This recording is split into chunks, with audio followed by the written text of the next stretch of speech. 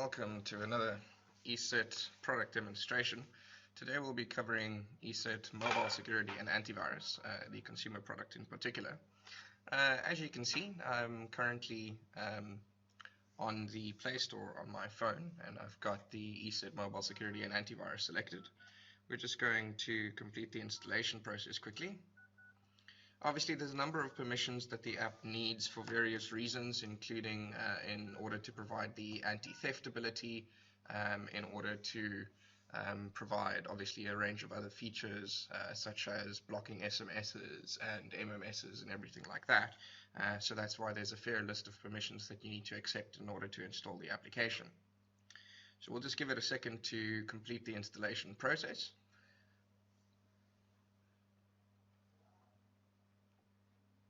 Now that the app has been installed, I'll quickly open it up. You can obviously see that it's successfully installed over there. I open up the application. Obviously, first things first, you need to just accept the end user license agreement, and I'm currently in South Africa, and I'm going to proceed to the next step.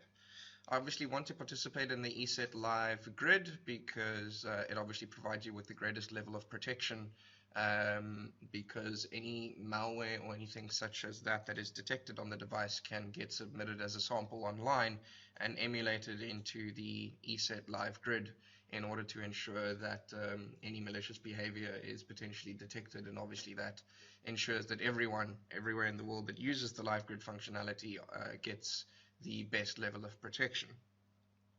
I also do want to enable the detection of potentially unwanted programs or apps, so I'm going to enable that and move on to the next step. It's obviously checking my license at the moment. I do have an active license, which is why it moves on to the next step. As you can see, I've got an email address entered there, so I'm going to go ahead and activate that. I do have an active trial license at the moment, which is why it obviously proceeds. I move on to the next step. And our ESET mobile security and antivirus is obviously running in the background. Now, considering I've installed this and uninstalled this a couple of times, what would normally happen is it would start a scan automatically. I'm going to start a scan manually at this point, so we'll give that a couple of moments to complete.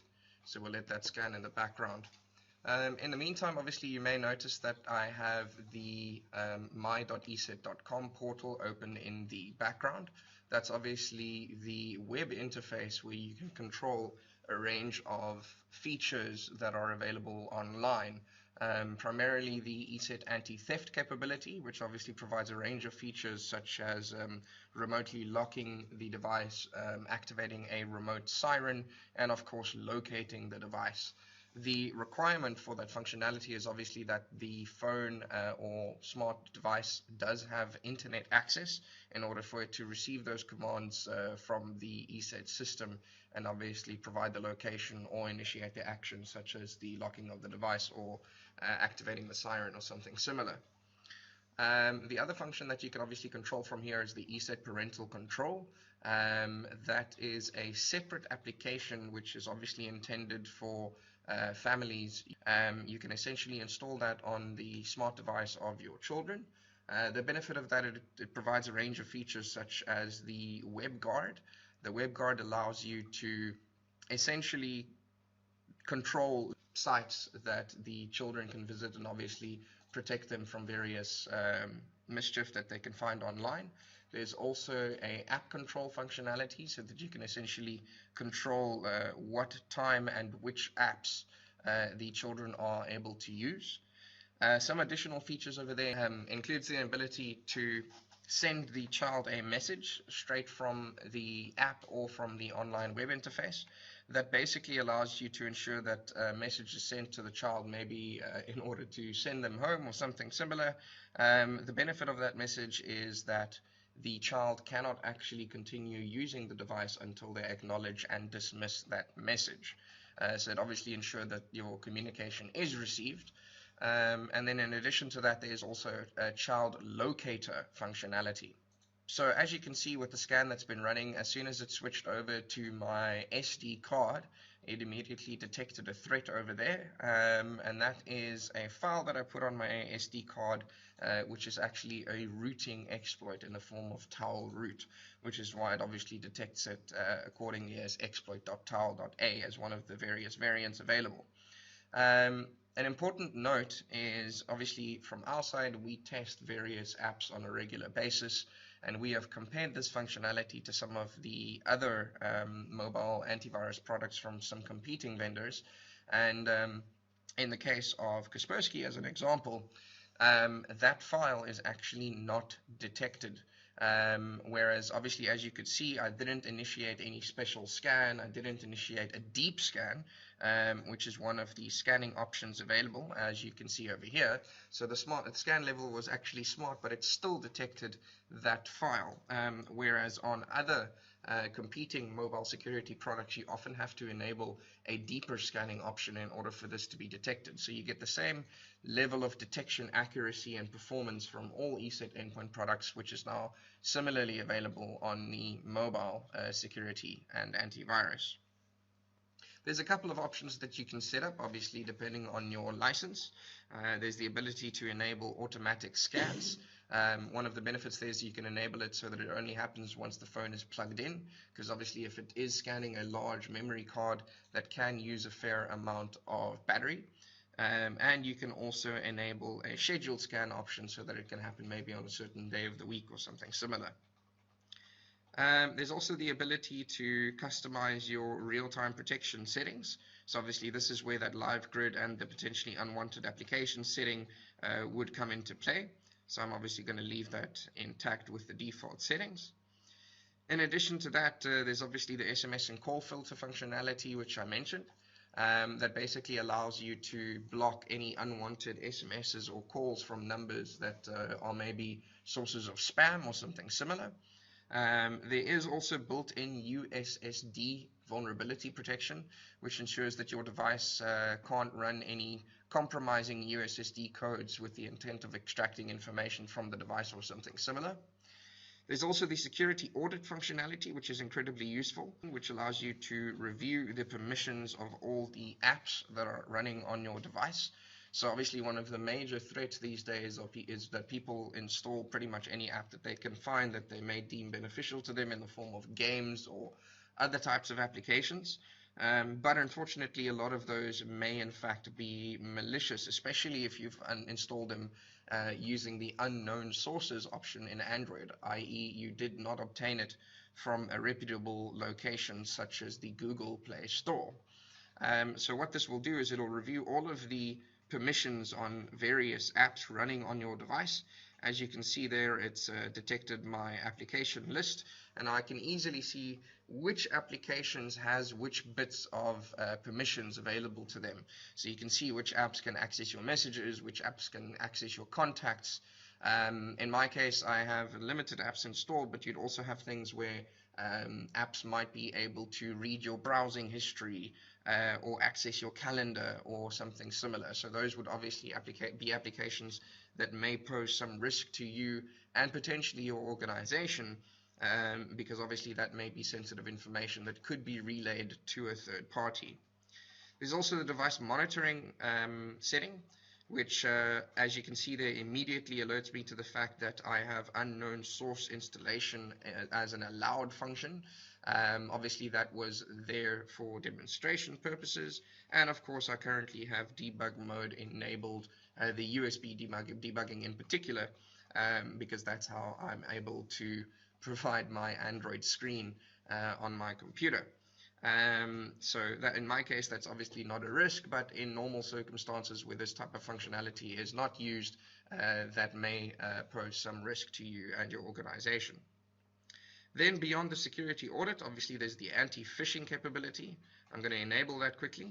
I'm going to type in a security password. I'm going to make it weak just for demonstration purposes.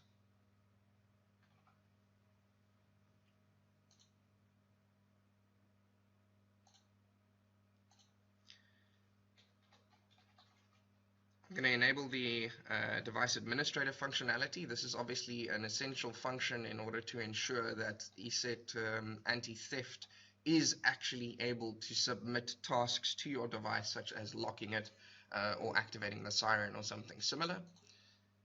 Obviously, there's the ability to alert over any SIM card that is changed on your device.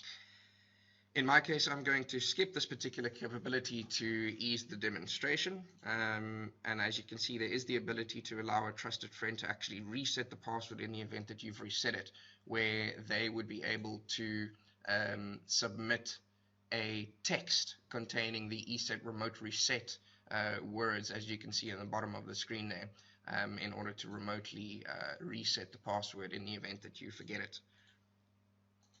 As you can see, there's my information. That's obviously my personal email address. I'm going to move on to the next step. There's obviously a range of SMS text commands that are available from your devices. So I can send things like ESET lock password, ESET siren, ESET find, ESET wipe, obviously with the remote password. That will obviously allow me to remotely submit tasks. In my case, again, I'm going to skip this just for illustration purposes. And as you can see now, I've basically done all of the necessary. I am now going to register onto the my.eset.com in order to show you that functionality. In my case, I already have an account, so I'm just going to log in over here. Right, so I've typed in my password, and I'm going to sign in.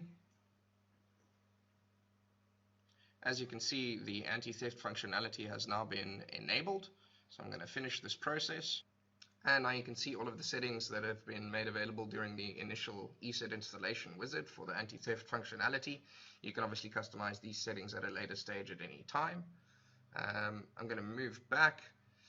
And then there's obviously the anti-phishing capability. The anti-phishing is a way of obviously ensuring that if you click on a link or if you go to a website that is actually a known phishing site, that the plugin hooks into some of the common browsers that you may have installed on your device. Obviously, you can see that my Chrome and the default Android Internet browser is supported, whereas the LastPass browser is not supported, which I use for my password management. But that's obviously fine, and this will ensure that whenever I'm using Chrome or the built-in browser, I would be protected from potential phishing sites. So now that that's been done, I'm going to quickly go to the ESET anti-theft function on the my.eset.com portal. And as you can see, my device is registered over there. I'm going to view the details of my device. I can obviously now see the status of the device. I can click this if the device is missing, which will obviously mark it as lost and stolen. And I can obviously immediately start tracking my device. I can also view any common activity, so I'll be able to download activity, including, as it says, their pictures and locations, so that I can hand it over to the authorities in the event that my device has been stolen. I'll also be able to see locations. So obviously, just because I just enrolled that device and I haven't actually marked it as lost or stolen, that is not available yet. It's possible that my device is not yet reported in. Obviously, I haven't pulled in any pictures of the device. I can see that it's fully optimized for anti-theft because I configured the majority of the functionality. I can obviously send messages to the device, which will display over here. I can also see message history. And I can also change a few settings, such as the scan interval, which is obviously happening once every 10 minutes, which is why it's possible that my location has not yet been reported. And I can obviously reset the security password or turn off the anti-theft functionality. Just for the purposes of this illustration, I'm going to run a quick test.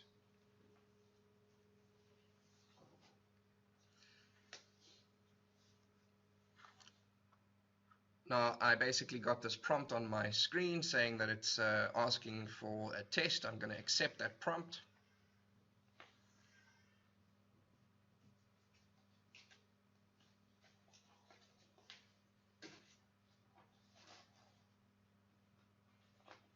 We'll give it a couple of moments to continue and finish off this test.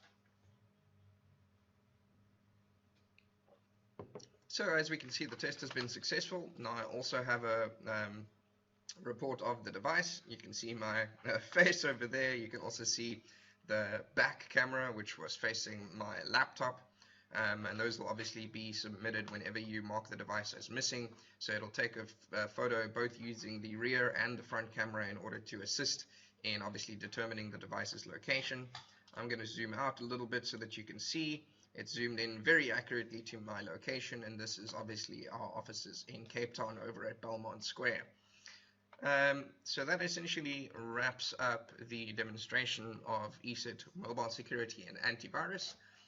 If you want to have a look at our previous webinar covering ESET mobile security in a bit more detail, including a lot of the prevalent threats that are available online at this time, in addition to some of the statistics that are available for the increase in mobile threats that are spreading all over the world, then please view our webinar on ESET mobile security and antivirus, which will obviously also be available on our wiki.